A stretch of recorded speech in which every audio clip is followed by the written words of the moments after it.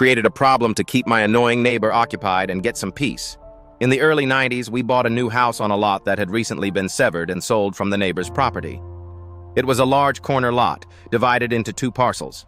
The back parcel was originally intended as a second driveway to connect the side road to the neighbors, but it was mistakenly sold to us. Our neighbor, a known grumpy old guy, insisted that this back parcel was his property and was never intended to be sold. He and his lawyer messed up.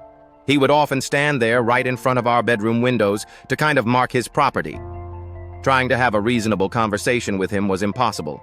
I repeatedly told him that I had the deed and that the property line wasn't going to change.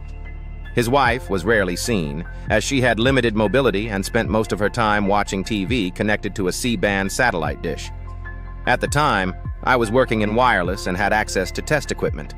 To find a way to keep the neighbor occupied and hopefully give us some peace, I decided to generate interference that would jam his satellite signal. I set it up on a timer, so their signal would cut out 10 minutes before the hour and come back 10 minutes after. This meant they would consistently miss the beginnings and ends of their TV programs.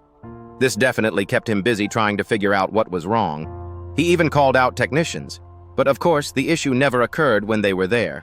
I could often hear his frustrated outbursts, and I imagine his wife was adding to the pressure. After a few weeks of this, I walked over to him while he was fiddling with the dish and casually mentioned that I worked in wireless and had some knowledge of satellite communications, and maybe I could have a look. He was immediately interested, so I climbed up the ladder, pretended to adjust something, gave him some technical-sounding nonsense about what I had found, and then told him it was fixed. I then stopped the interference coming from my house. A few days later, he came over to thank me profusely, saying I had fixed it when no one else could.